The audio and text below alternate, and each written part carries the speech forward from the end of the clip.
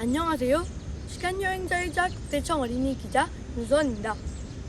저는 조세 역사를 조사하기 위해 이곳에 나와 있습니다. 아시다시피 우리나라는 고조선 이후로 고려, 백제, 신라, 가야, 고려와 조선을 거쳐 지금의 대한민국에 이르렀습니다. 저는 삼국시대에서 조선시대까지 요새의 변화를 인터뷰를 통해 알아보고자 합니다. 삼국시대부터 조, 용, 조 형식으로 세금을 징수하기 시작했습니다. 처음에 나오는 조는 토지세입니다. 토지가 있는 사람과 산출물에 대한 세금을 징수하는 조세입니다. 오늘날의 재산세, 소득세와 같은 개념입니다. 만약 토지가 있는 농민이라면 필수적으로 내야 하는 세금인 것이죠.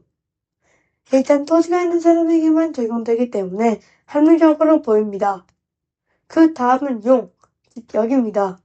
용은 먼저 군인으로 차출되는 군역과 성곽, 다리, 저수지 건설 등 노동력을 제공하는 요역이 있습니다. 마지막으로 조는 특산품으로 내는 세금입니다. 각 지역에 나는 농, 축산물이나 공예품 등을 세금으로 내는 것입니다. 이제 삼국시대에는 어떻게 세금을 냈는지 신라 안명주 지역에 살고 있는 농부 아오리님을 만나보겠습니다.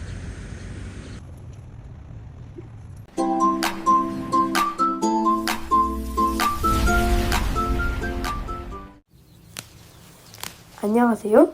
자기소개 부탁드립니다. 저는 신라 암양주에 사는 아오리라고 합니다. 저희 할아버지께서 금관가야의 백성이셨는데 금관가야가 농사를 지으며 살게 되었습니다. 열심히 일한 만큼 곡식을 거두고 있습니다.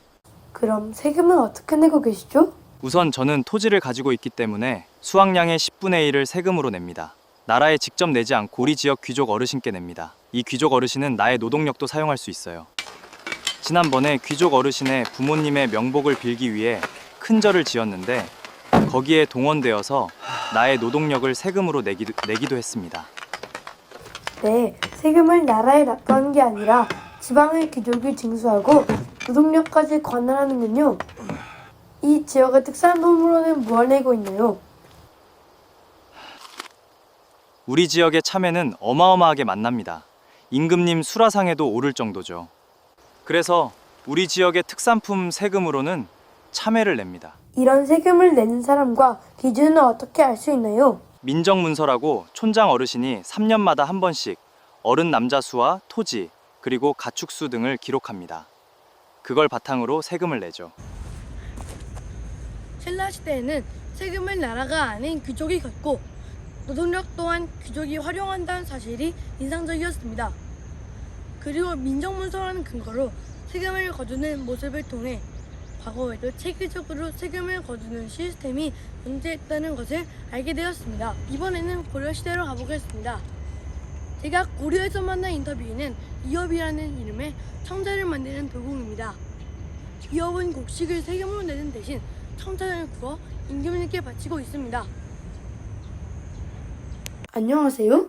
지금 뭘 하고 계신가요?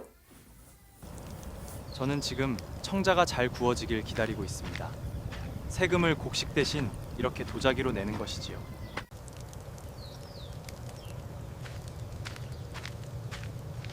도자기를 세금으로 내는 것에 만족하시나요? 저희 집안은 대대로 손기술이 좋아 도자기를 만들어 왔는데 잘하는 것을 세금으로 낼 수 있어서 좋습니다.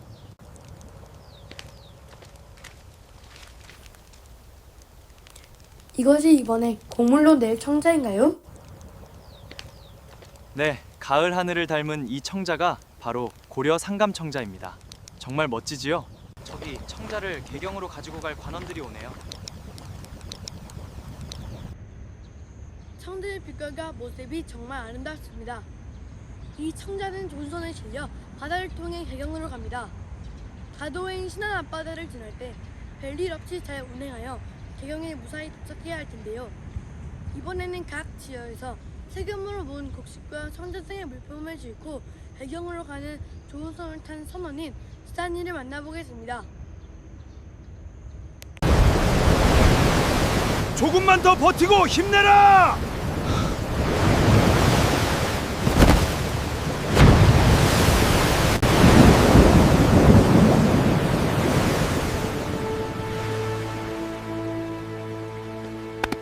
날이 맑아져 다행이에요. 곧 배가 항구에 도착한다. 거친 파도와 폭우를 뚫고 지금 막 도착한 조은선의 선원 지산이라고 합니다. 좋은 선이 뭔지 설명해 주실 수 있나요? 조은선은 각 지방에서 모은 세금을 모아 강이나 바다를 통해 개경으로 모으는 배입니다. 저는 전라도의 세금을 모아 운반하는 임무를 맡고 있습니다. 그런데 저희 배가 지나가는 길에 있는 신안 앞바다는 해류가 빨라 항상 긴장되는 구역입니다. 지난번에 세금을 가득 실은 조은선이 침몰했다고 들었습니다. 그래서 이번에는 정말 조심하려고 노력했는데 갑자기 변한 날씨에 애를 먹었습니다. 그래도 무사히 돌아와 좋습니다. 청자를 무사히 가지고 와서 다행이야.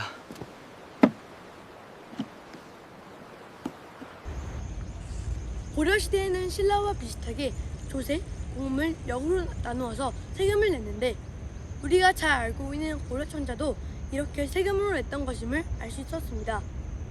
그리고 지방에서 모은 세금을 강이나 바다에 띄운 조은선을 통해 개경으로 모았다는 것도 알 수 있었습니다.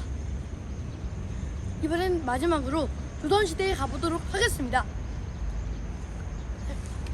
조선에서는 우리가 잘 알고 있는 세종대왕께서 많은 공법에 의해 터지세를 내고 있었습니다.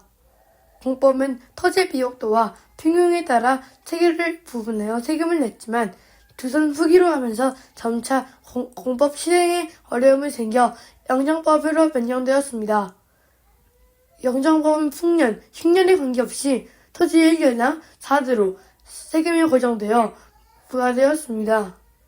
군역은 모든 양인 남성이 군역의 의무를 진다는 전제하에 조선 후기 1인당 호목 2필이었던 세금을 1필씩으로 변경하고 부족한 부분은 어장이나 선박에서 세금을 부과한다는 균형법을 연착되었습니다.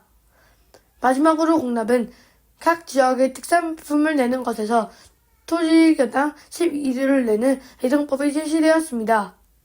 대동법은 처음 경기도 지역에서만 실시되다가 100년에 걸쳐 전국으로 확대되었습니다. 그래서 저는 경기도 양주 지역의 농사를 짓고 있는 농부 만양을 만나서 이야기를 나누겠습니다. 풍년이로세.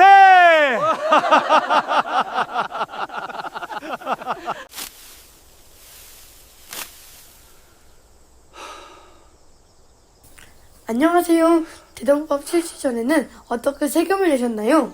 전에는 저희 지역이 토산물로 담비 가죽을 바쳐야 했습니다. 그런데 무슨 이유에선지 담비가 잡히지 않기 시작했습니다. 그래서 담비 가죽을 구해 세금으로 내느라 굉장히 어려운 일들이 많았습니다.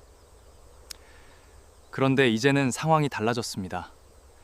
임금님께서 우리 경기 지역에 공납을 쌀로 내는 대동법을 명하셔서 이젠 담비 가죽 대신 쌀로 냅니다. 이 쌀을 대동미라고 부르죠. 농사를 지어 쌀로 내니 마음이 한결 가볍습니다. 더 하고 싶은 말씀이 있으신가요? 앞으로 다른 지역에도 대동법이 확대되어 우리 농민의 삶이 더 편해졌으면 좋겠습니다.